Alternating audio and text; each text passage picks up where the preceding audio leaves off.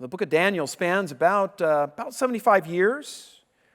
Daniel had been taken from Jerusalem to Babylon when he was about 15 years of age. The book closes with him in his 90s.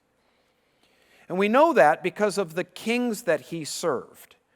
The first king, of course, that he served was the Babylonian king that had conquered Judah and Jerusalem, Nebuchadnezzar. The last king that he served was the Persian king Darius. And we know in history when these guys ruled and when Jerusalem was conquered and when the captives were taken. We know what years those were. And so he's in his 90s at the end of the book. He served for about 75 years. Now, chapter 1 says that Daniel was pressed into service in the Babylonian court as a young man. And we know from the Babylonian records that this is something that they did. They would take choice children, boys of noble families, of those that they had conquered, and train them in the Babylonian system. Hopefully then that they would go back to their people and take the Babylonian ways back to their people and kind of turn them into Babylonians, so they would be less likely to rebel against them. We know that the age that they would take these young men and begin training them was in their mid-teens, and so that's why we say Daniel was probably about 15 years old when he began to serve. He served the Babylonian king Nebuchadnezzar for 40 years. We know that because of how long Nebuchadnezzar reigned. Most of that time he served as the governor of the province of Babylon.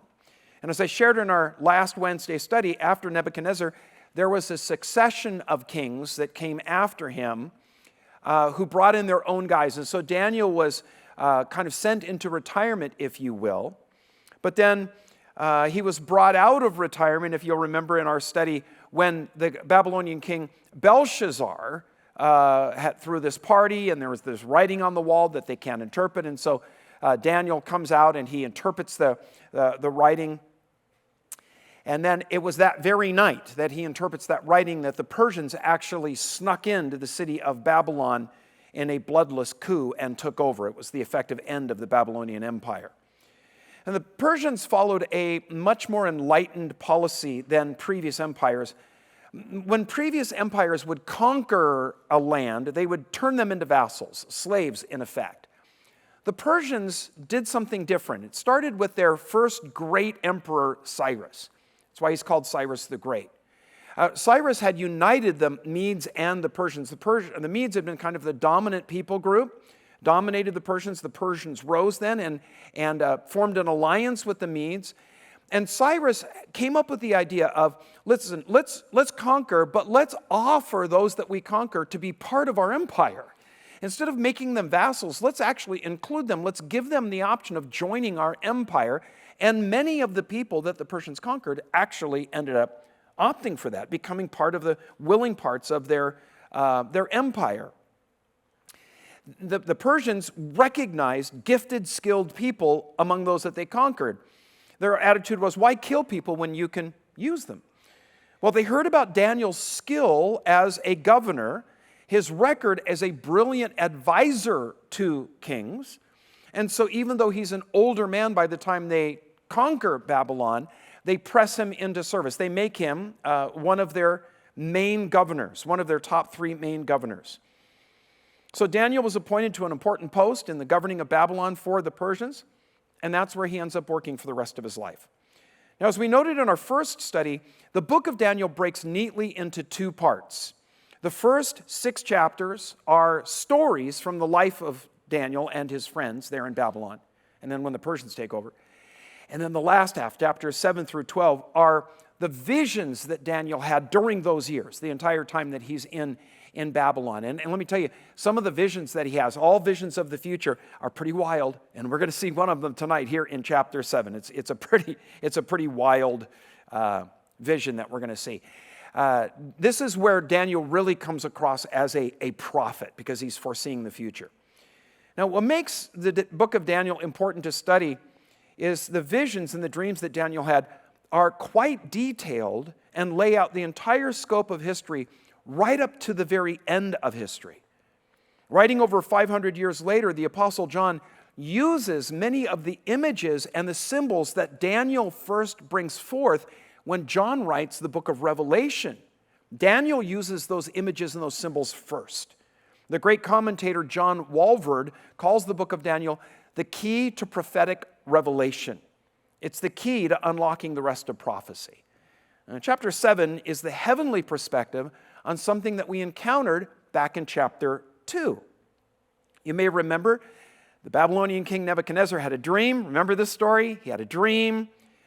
He brings in the wise men and he says, okay, tell me the meaning of my dream. And they say, okay, well, tell us the dream. Do you remember this? And he says, no. You tell me the dream and then the interpretation. And they said, no one's ever done that before. That's not the way it works, O king, live forever. And he says, well, I'll live forever, but you won't if you can't tell me the dream and its interpretation.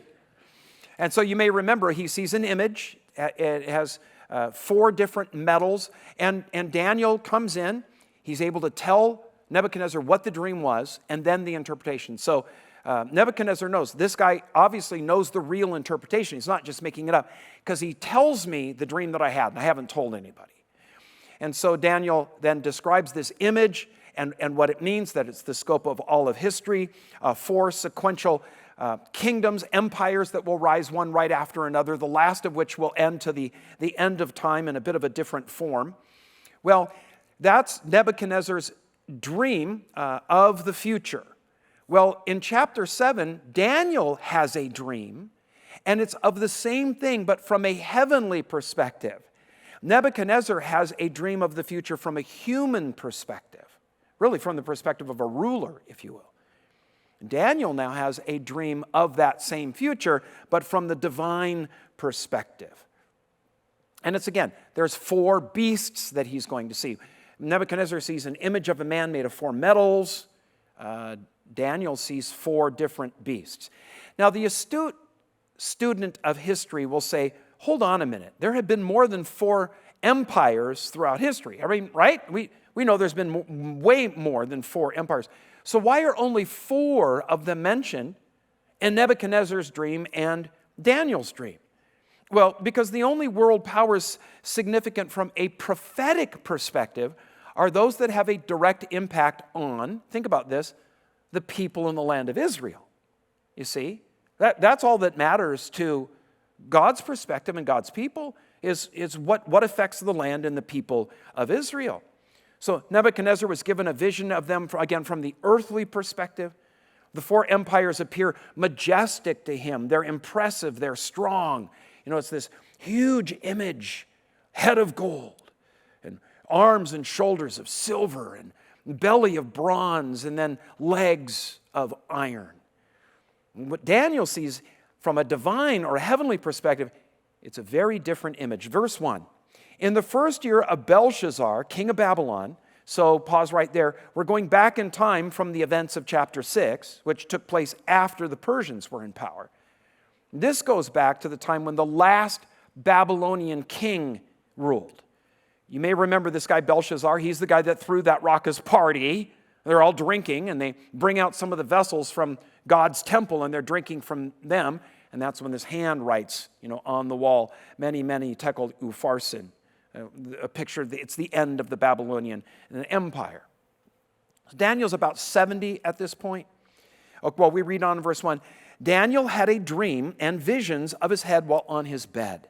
And then he wrote down the dream, telling the main facts. So Daniel lets us know up front that what he's going to recount isn't everything that he saw or he heard. He's just giving us the main points. Verse 2, Daniel spoke, saying, and again, we'll just pause right there. I read this and realized that I've taught through this book, obviously, a few times now. And I read that and said, wait a minute, who's he speaking to? I've really never noticed that before. I'm so busy to get onto the what was the dream? What was the dream? So Daniel spoke, saying, so who's he speaking to here? We're not told. We have no idea. It may be his friends Hananiah, Mishael, and Azariah, better known as Shadrach, Meshach, and Abednego. Or it may be the elders of the Jewish community there in Babylon that Daniel is a leader of. Think about this. Is Daniel a leader of the Jewish community that's in exile in Babylon? Yes. He had been the governor of the province of Babylon, and that's where the Jews had been settled, in the province of Babylon, not in one of the other provinces. And he's in the court. You see, he's a high official. He's a leader of the Jewish community. So it may be that he's relating this to them. Well, the last part of verse 2. I saw in my vision by night, and behold, the four winds of heaven were stirring up the great sea. And four great beasts came up from the sea, each different from the other. A wind is often used in Scripture as a reference for the activity of God as it moves through the affairs of earth. You may remember in John chapter 3, the Jewish leader Nicodemus, he comes to Jesus late at night, and he wants to have a conversation with him. And do you remember the conversation? He's talking, we believe, some of us believe that you must be sent from God because no one could do the things that you do unless they were sent by God. And Jesus just cuts to the chase. Remember what Jesus says, first words out of his mouth to Nicodemus, you must be born again. Remember that? And then Nicodemus went, how can a man be born after he's been born? And then Jesus uses this. He says, you're born not by the flesh, you're born by the Spirit. And then he explains, you can't see the Spirit, but you can see the effect that the Spirit has. And then he says it's like the wind. You can't see the wind, but you can see when the wind's blowing. Why? Because the leaves on the trees move. Well, you can't see the Spirit of God.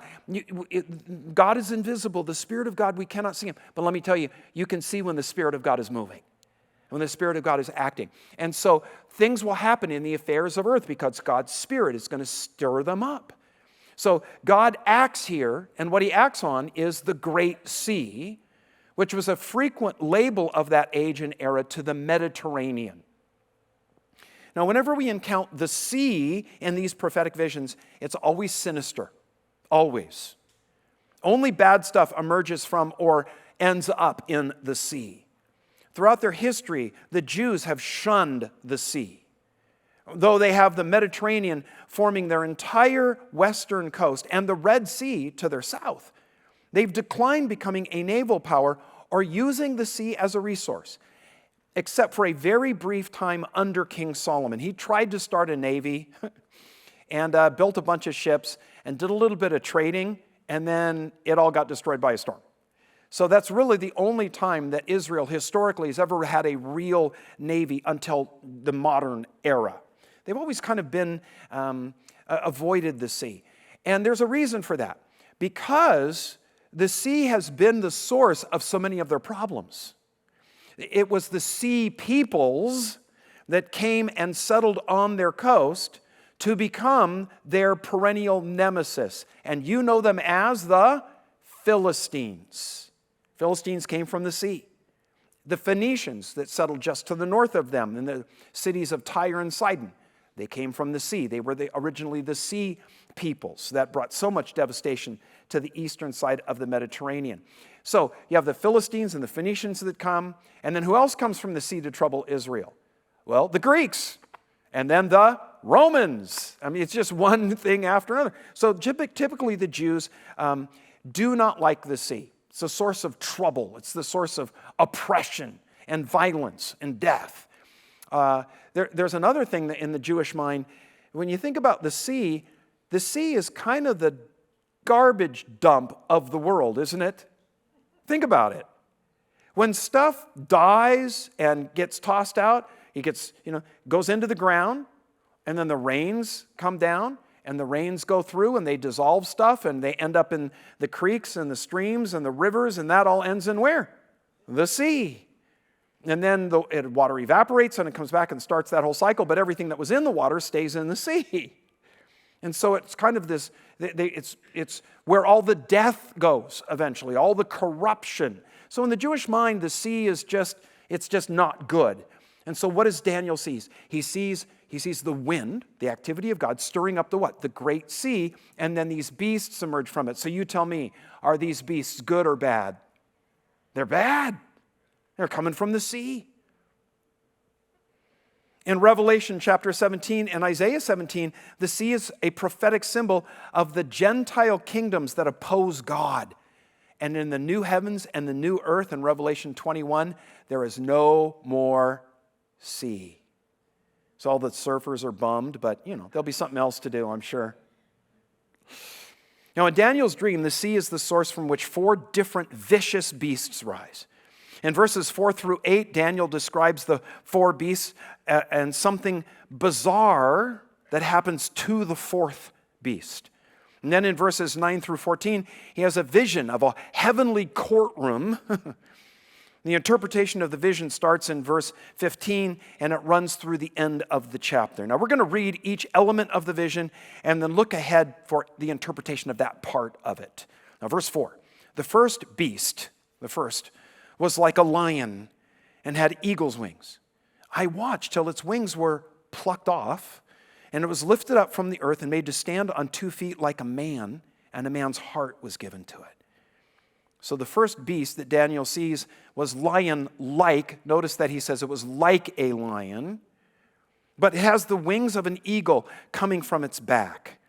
And verse 17 gives the interpretation. Jump on down there. It says, verse 17, those great beasts which are 4 what? Kings which arise out of the earth. So the 4 beasts that Daniel sees represent 4 kings, 4 kingdoms, just as the 4 metals of Nebuchadnezzar's dream in chapter 2 represent 4 different kingdoms. Now, the first beast of Daniel's vision corresponds to the head of gold in Nebuchadnezzar's dream. Winged lions were a common idiom and image in Babylonian royal art. Mike, go ahead and put up. Here is a classic Babylonian image. What is that? It's a winged lion. It's got the head of a man. Because the lion is the king of the beasts. So if you have a king that wants to represent himself as being, the king over the kingdoms of men, you use the body of a lion because he's the king of beasts, but you put wings on there as well because as a man, you're superior to the beasts. And this is a common idiom in Babylonian art. Go ahead, Mike, show the next image. Here's another image. This is more a chimera. It's a putting together of a whole bunch of different animals. And so you have the body of a lion, but you've got kind of the legs of an ox, and you got the wings, and you got the head of a who knows what that is. Chimera, you take different animals representing different things, and you put them on the same thing. Okay, Mike, you can take that down. So just as the lion is the king of beasts, an eagle is the king of the air, right? And so you put these kind of royal images together. So this first beast represents Babylon, specifically Nebuchadnezzar, whom Daniel said God had given dominion over all to. Here's what he had said in verses 37 through 38 of chapter 2. You, O king, are a king of kings, for the God of heaven has given you a kingdom, power, strength, and glory. And wherever the children of men dwell, or the beasts of the field, or the birds of the heaven, see, beasts of the field, birds of the heaven. Can you see the image there? Lion, eagle. He has given them into your hand and has made you ruler over them all. You are this head of gold. But in chapter 5, all that power, you'll remember, had gone to Nebuchadnezzar's head. And he had begun to think of himself as a god. And so what did God do? He humbled him. Captured here by that eagle's wings being plucked from the lion's back. And then the lion's form is changed in Daniel's dream so that instead of going about like a brute beast on all 4s, it morphs into a what? It says into a man that stands on 2 legs with a man's nature. All of that speaks of God's judgment of Nebuchadnezzar's arrogance when he went insane thinking that he was an ox for 7 years. But when he admitted his dependence on God, his sanity and his kingdom were restored to him. And instead of being a mere beast, he became a man, which is a picture of, do you remember how that whole thing ends with him? He ends up genuinely coming to faith in God, remember? So that's the picture there of this lion. Its wings are removed from it. It's going about on all 4s like he did for 7 years. And then there's a change of nature that takes place as he actually comes to faith in God. Well, Daniel's vision goes on. Go back to verse 5. And suddenly, another beast, a second, like a bear. It was raised up on one side and had 3 ribs in its mouth between its teeth. And they said thus to it, arise, devour much flesh. Now, following the parallel to Nebuchadnezzar's dream in chapter 2, this connects to the chest and the arms of silver, representing the Medo-Persian Empire. They conquered Babylon during the reign of Belshazzar, 14 years after Daniel had this vision. Because remember, he had this in the first year of Belshazzar. And notice what it says there, beginning of verse 5. And suddenly another beast. And listen, that's the way the city of Babylon fell, right? Overnight. They conquered Babylon. Persia is well represented by a bear. The Persians weren't known for the swiftness of their forces. Their military formations were cumbersome. They were lumbering. But let me tell you, they were brutal. This bear, notice it's lying on one side, which means that one side is higher than the other. That represents the Persian dominance over the Medes in the Medo-Persian alliance. And the bear is gnawing on what? 3 ribs. It likes barbecue. Bible scholars and students are less sure on the meaning of these ribs. The consensus is that they probably represent the 3 main territories that the Persians conquered first. They conquered Babylon, Assyria, and Egypt. Those had been the previous 3 empires, and they conquered those first. Note that the ribs speak. The ribs in the mouth, they speak, urging the bear to keep conquering, precisely what Persia did. After conquering Assyria, Babylon, and Egypt, they extended their borders north, south, east, and west to become the largest empire of the ancient world. Now, verse 6, after this I looked, and there was another, like a leopard, which had on its back 4 wings of a bird. And the beast also had 4 heads, and dominion was given to it. Now, this correlates to Nebuchadnezzar's image with the belly and the thighs of bronze, which we understand as the Greek Empire under Alexander the Great, and the 4 generals that the empire was divided to when Alexander died untimely. And friends, no animal better depicts the Greeks under Alexander than a leopard with 4 wings. A leopard is agile, it's subtle. And if you know anything about Alexander, this guy was a genius. He's called the Great for a reason. This guy was a brilliant strategist. Not only in his overall strategy, but also in his battlefield tactics. An absolute genius. And one of the problems was his enemies knew that he was coming, but typically it would take months for them to get there. He would get there in days. Thus, the 4 wings speak of swiftness. They were able to maneuver extremely quickly, move large forces over great distances very rapidly. In a mere 12 years, Alexander conquered a good part of Europe, all of Asia from the Adriatic to the Ganges River in India. 12 years! The entire Middle East and Egypt. The mighty Persian Empire fell before him and opened the doors of its vast wealth. But note what Daniel says about the 3rd beast. Its dominion, watch this, was given to it. Now you tell me, who gave the Greeks their dominion? Who gave it to them? It's the real simple answer. 1 word, 3 letters. There you go. So you're looking at me like, I'm not saying anything because it's going to, you're trying to trick us here. No. Okay. Who gave the Greeks their dominion? Thank you. And why did God give the Greeks their dominion? Because God is setting the stage for the coming of the Messiah.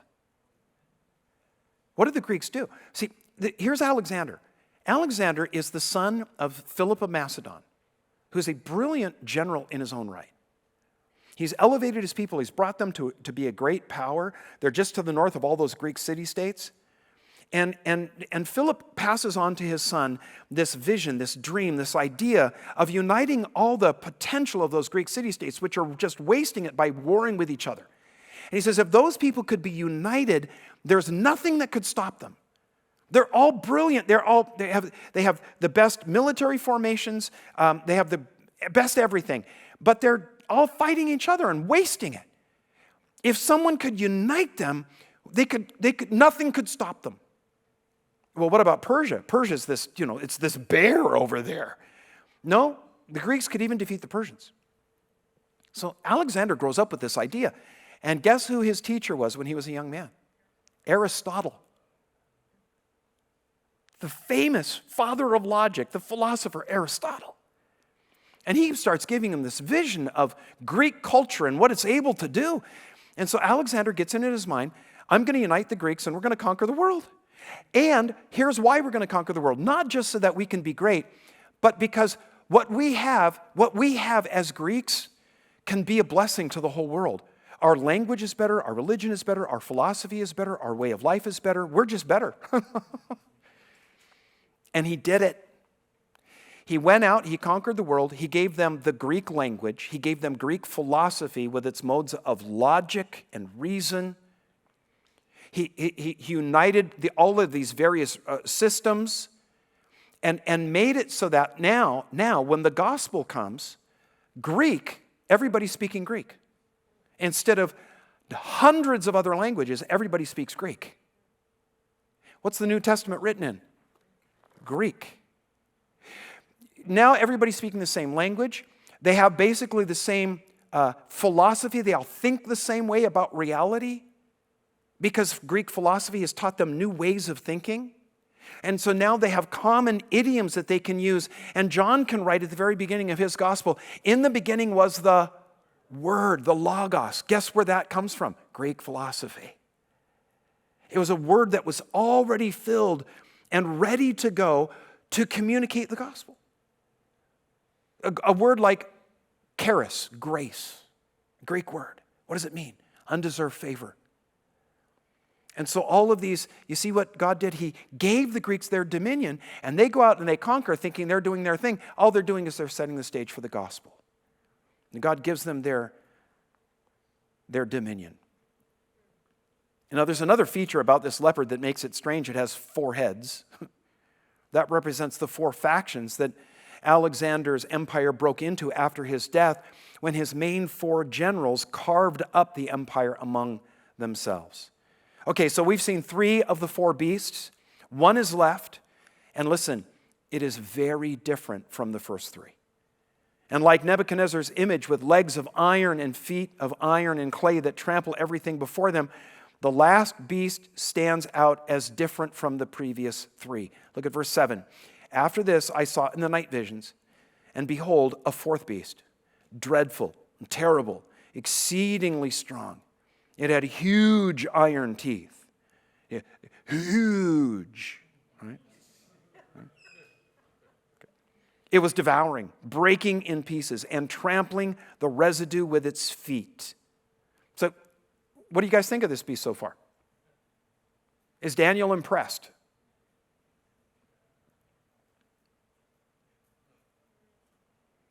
It was different from all the beasts that were before it. It had 10 horns.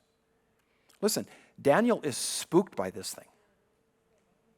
Note that he doesn't say that it was like any known beast. It's unlike the other beasts that he identifies. Remember, the first was like a lion. The second was like a bear. The third was like a leopard. This is like, I don't know. You know what it is? It's a monster. He sees a monster. It has iron teeth, ravenous hunger. It's bent on destruction. And adding to that frightful image, it has 10 horns. Now, the horn was the business end of an animal. Think about animals with horns. Rhinoceros. Deer. What do they use them for? Battle. They're for fighting. They're for exerting, they're for showing dominance. How many horns does this monster have? 10. So horns, because of nature and how connected they were to nature, horns become emblematic, idiomatic of power, of rule, of dominion. So this creature has 10 horns. It has a spiked head. Now, keeping with the flow of linking Daniel's beasts to the sections of Nebuchadnezzar's image, this beast corresponds to the fourth body part and metal, which you may remember were iron legs.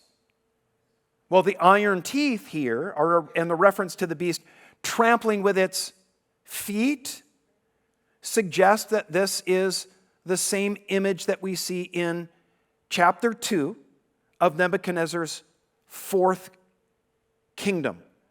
The 10 horns line up with the 10 toes, confirms the connection. While the previous 3 beasts are described briefly, Daniel elaborates on the fourth. Look at what we find in verse 8.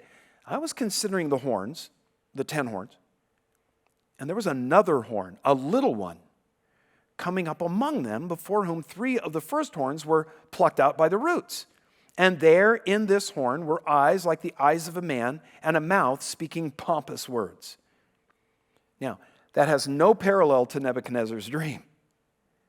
Daniel's pondering the meaning of the 10 horns on the fourth beast, and he sees as he's looking at these 10 horns, and he's kind of thinking, well, that's really weird.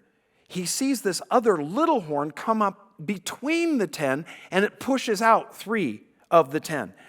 Those 3 fall away.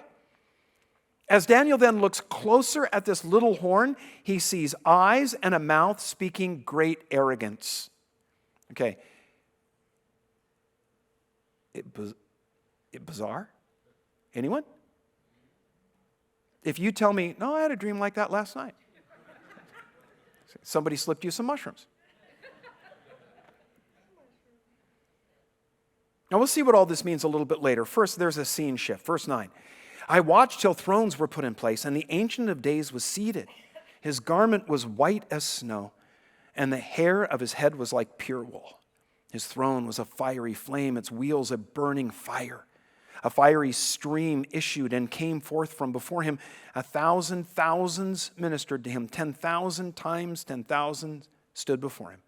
The court was seated, and the books were open. So, of course, the title Ancient of Days refers to God and speaks of his timelessness as the eternal one. Friends, listen, of all the days that have ever been, God is ancient in all of them.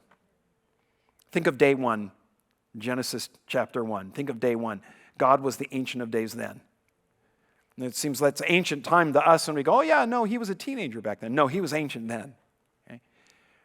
This word ancient for us carries the idea of old, right? You hear ancient, you think old.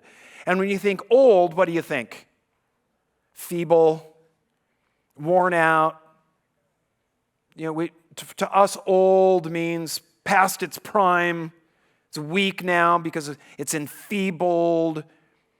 That's what the idea of ancient, kind of we connect it to old and we think, well, yeah, old, done with.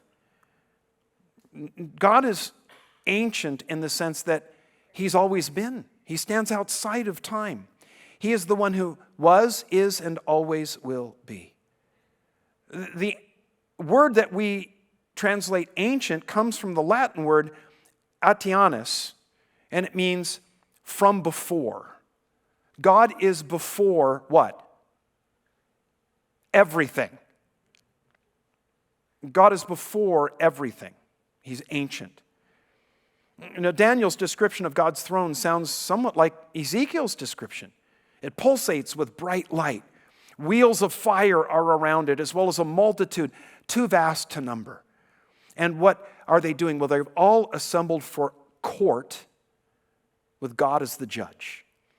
And the evidence to be brought lies in books that keep meticulous records. So you got the scene? Picture a judge sitting on this august, majestic throne.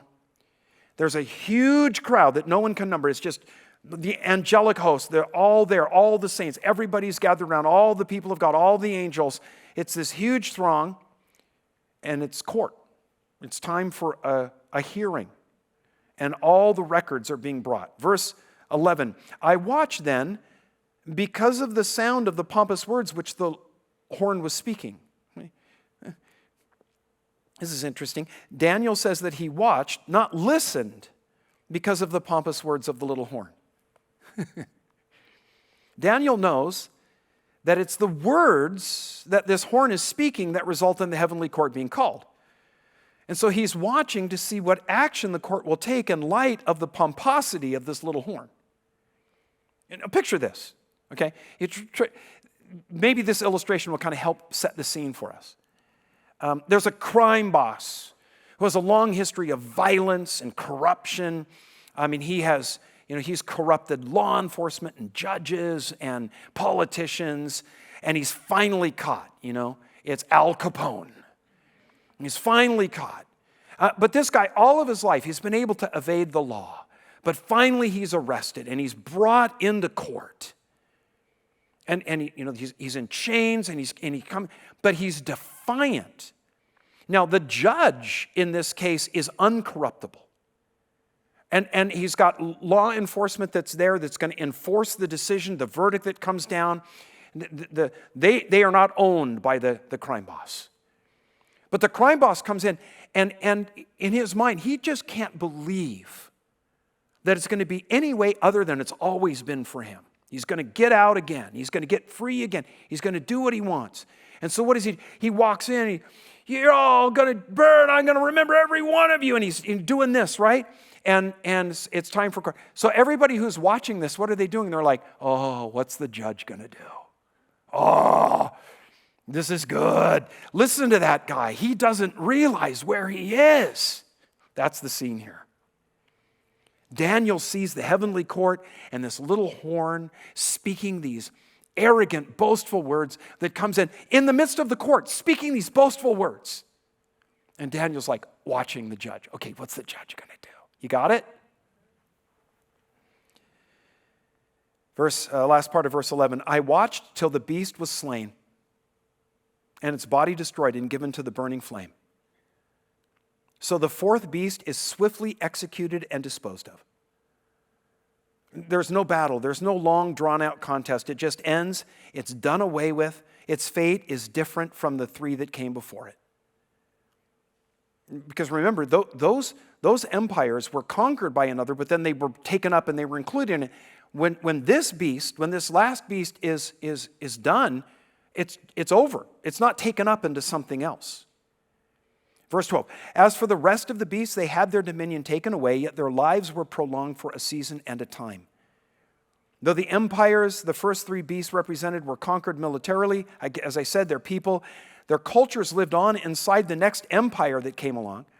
But when the fourth kingdom passes, it's totally replaced. Nothing of its system will be taken up in what follows. Verse 13, I was watching in the night visions, and behold, one like the Son of Man, coming with the clouds of heaven. He came to the Ancient of Days, and they brought him near before him. Then to him was given dominion and glory and a kingdom that all peoples, nations, and languages should serve him. His dominion is an everlasting dominion which shall not pass away, and his kingdom the one which shall not be destroyed. So you see, this dovetails with the fifth kingdom in Nebuchadnezzar's dream in chapter 2, the one that's represented by the stone that's cut out without hands. And then the stone goes, and what does it do? It smashes the image that Nebuchadnezzar had seen in its toes, in its feet, which were made of an iron and clay mixture. And then what happens to the stone after it crushes that image, which represents human dominions, human kingdoms? It grows and fills the whole earth. Here Daniel sees someone he calls the Son of Man. It's both a title and a description. As Messiah, Jesus is both God the Son and the Son of Man. You probably know this if you've read the Gospels. The title Son of Man was Jesus' favorite description for himself. When he would speak about himself in the third person, he would say, the Son of Man has come too. You've read the Gospels. You know how often he used that phrase. Why does he use that phrase? Because he's linking it to this passage. You see, people read that Son of Man, people will read that in the Gospels, and they haven't read Daniel, and they'll assume that Jesus never said he was God. He said he was the Son of Man. Well, hold on here. In the Jewish mind, when Jesus says the Son of Man, who do they think of? Daniel chapter 7, this vision. And who do they know that as? Who's the Son of Man who comes to the Ancient of Days to receive a kingdom that shall never end? It's the Messiah. So, Can I just do an aside? I'm going to because I'm the one that's up here talking. So,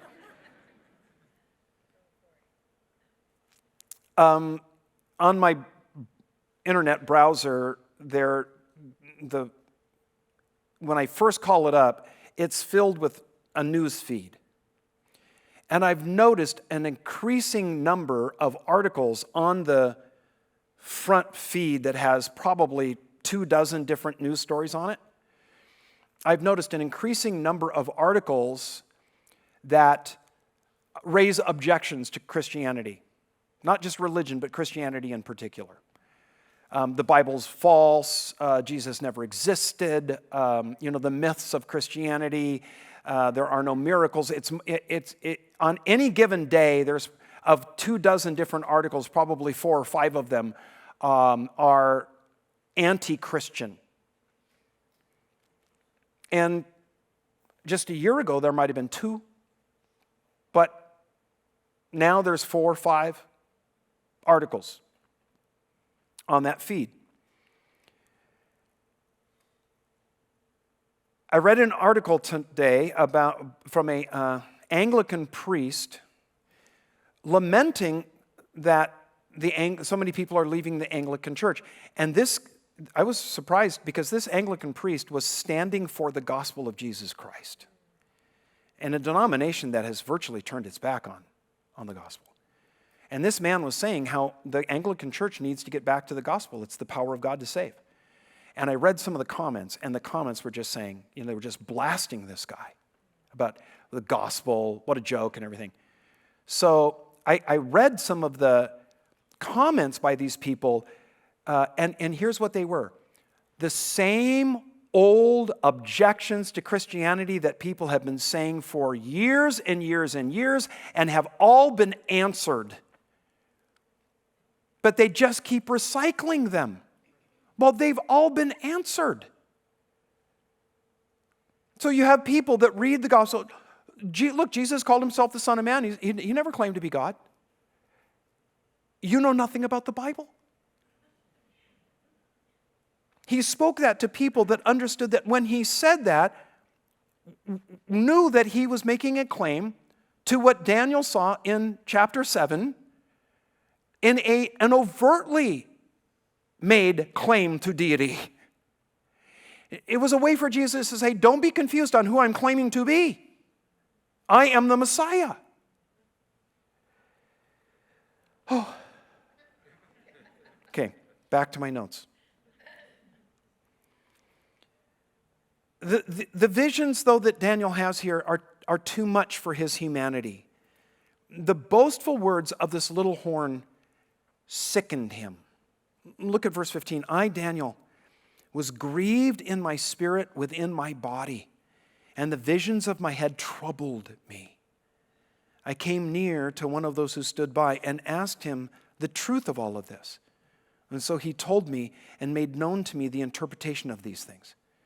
So Daniel approached one of those thousands that are surrounding God's throne, and he asked for clarification on what all of this meant. And one of them replied, verse 17, those great beasts, which are for kings which arise out of the earth. There's the interpretation.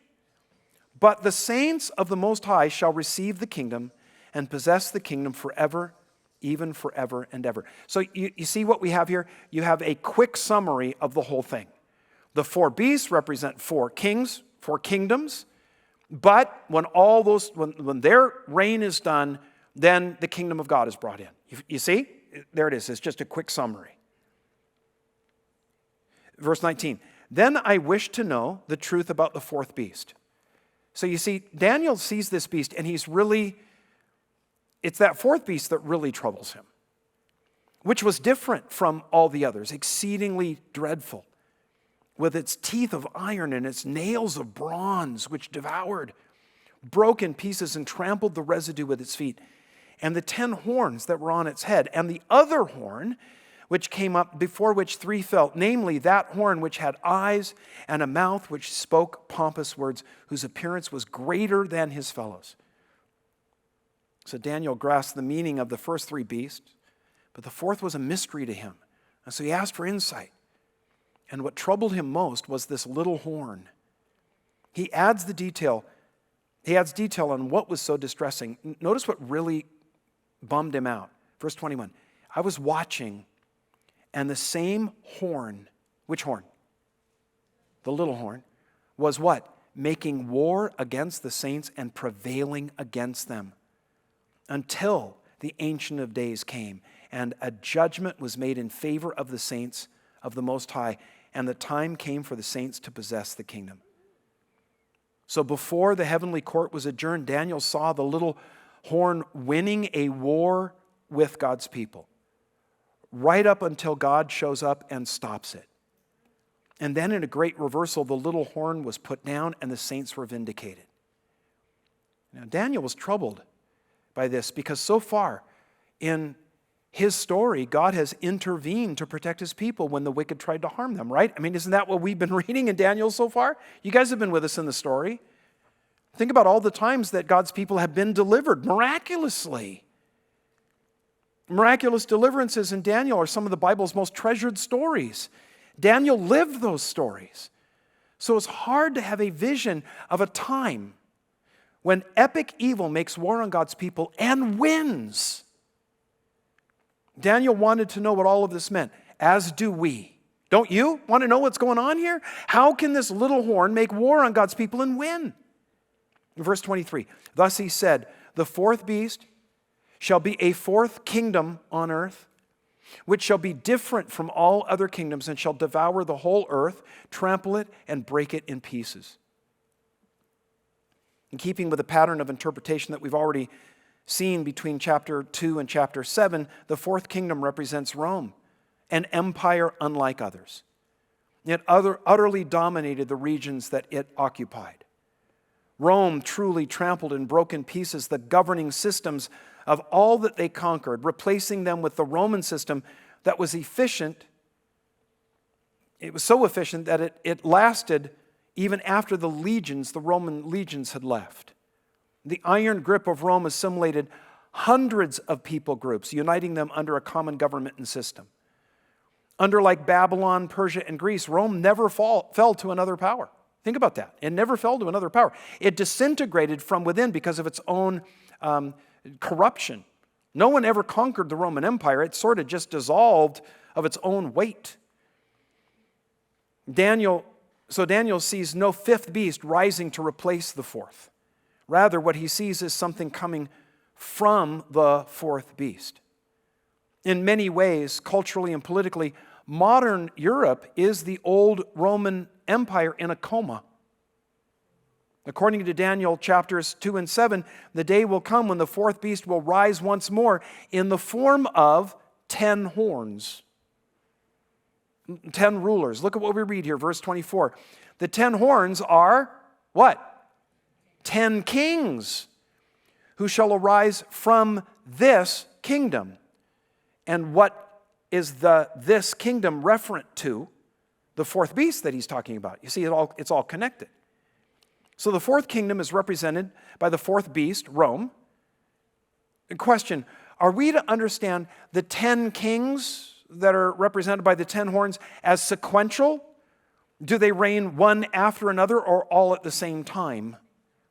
Well, so far, we've seen the flow of one kingdom or one empire after another cast in 4 beasts that, notice what it says, he sees this beast, then he sees this beast, then this beast, right? But when he sees the 10 horns, he sees them all at one time.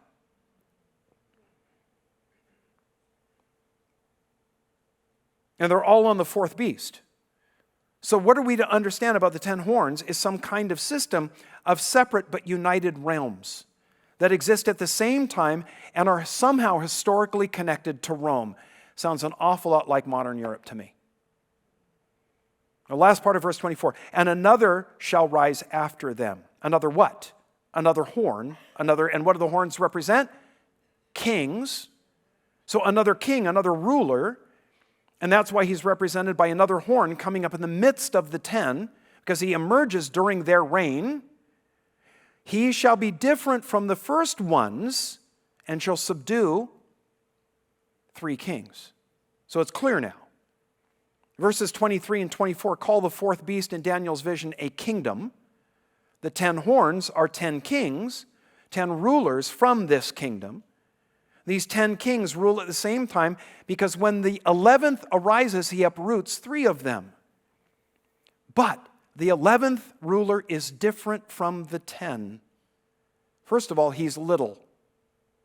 He's small. You see, the 10 horn kings are 10 rulers by right. They are legitimate office holders because they've achieved their authority by whatever government they are leading has authorized them with. That 11th horn is little, that the 11th horn is little suggests that he's not a proper ruler. It obtains authority some other way than by legitimate means. And second, notice that Daniel says this little horn has human eyes and a mouth. The eyes signify intelligence, and a mouth, this mouth speaks pompously. The word is used a couple times. That word pompous is fun. In Hebrew, the word great is rab, R-A-B, rab. This word pompous is rab. Great. But here's the idea.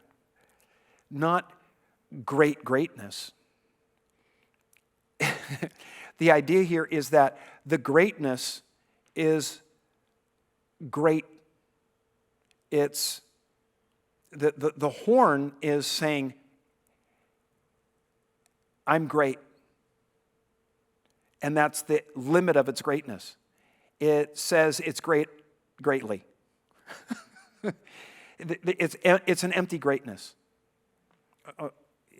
This is kind of mean, but so be it.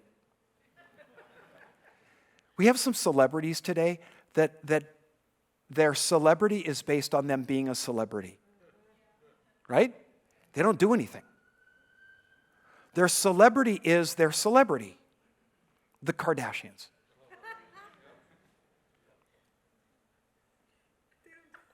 Athletes?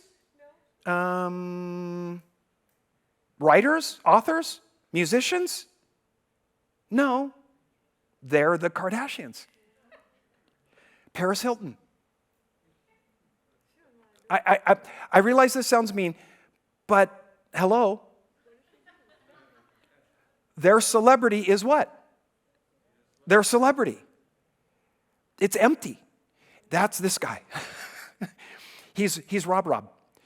His greatness is, I'm great. I'm the greatest.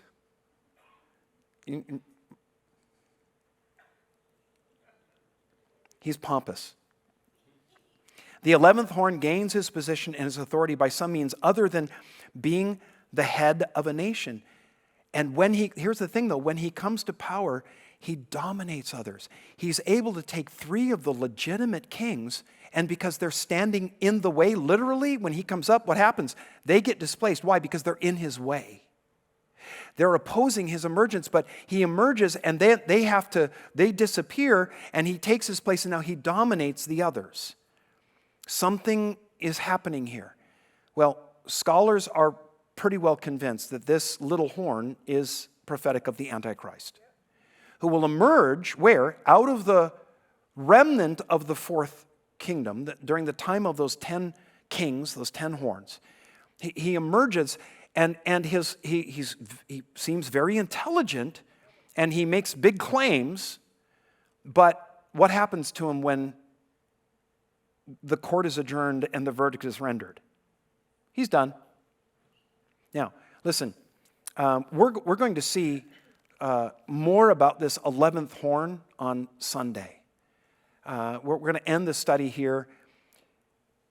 What is of interest to me that we'll unpack on Sunday is this: that Daniel, this man who has personally seen the deliverance of God and miraculous deliverance of God, when being faced by opposition from people hostile towards God, when he gets a vision of what this little horn does to the saints, it devastates him.